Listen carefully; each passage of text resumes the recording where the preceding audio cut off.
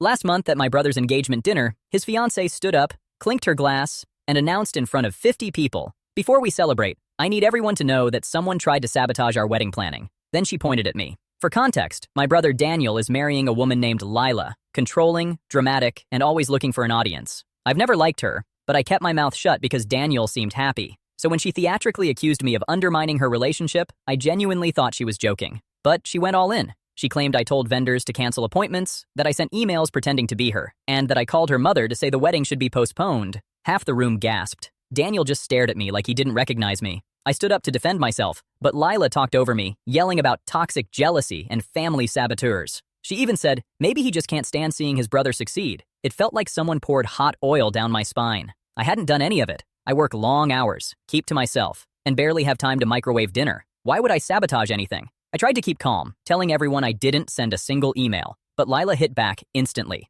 "Oh, really? Then explain this." She pulled out printed emails, supposedly from my account, telling vendors the couple had changed venues. At first glance, my name was at the bottom of each message. My brother's face fell, but one detail stuck out. The timestamp from one of the emails was during a work meeting I had with 8 people, including my manager. I said, "Check the header information." Lila scoffed, "No one needs to check anything. Everyone knows you've always had a problem with me." The room split. Half the family didn't know what to believe, and the other half was whispering like they were watching a reality show. The next day, Daniel called saying we needed to sort this out with proof. I agreed immediately. I forwarded everything to my workplace's IT guy, who owed me a favor. A few hours later, he called laughing bitterly. "Dude, this isn't even close to your email. Someone used a spoofing tool. The messages didn't originate from your IP, login, or server. And the writing style? It's not yours." I sent the report to Daniel. Silence for 2 days. Then I got a text from one of the bridesmaids. "Lila is spiraling. She thought she deleted everything. Apparently, she had created a whole fake email trail to frame me because she wanted me out of the wedding entirely. She thought if she made me look toxic enough, Daniel would cut ties."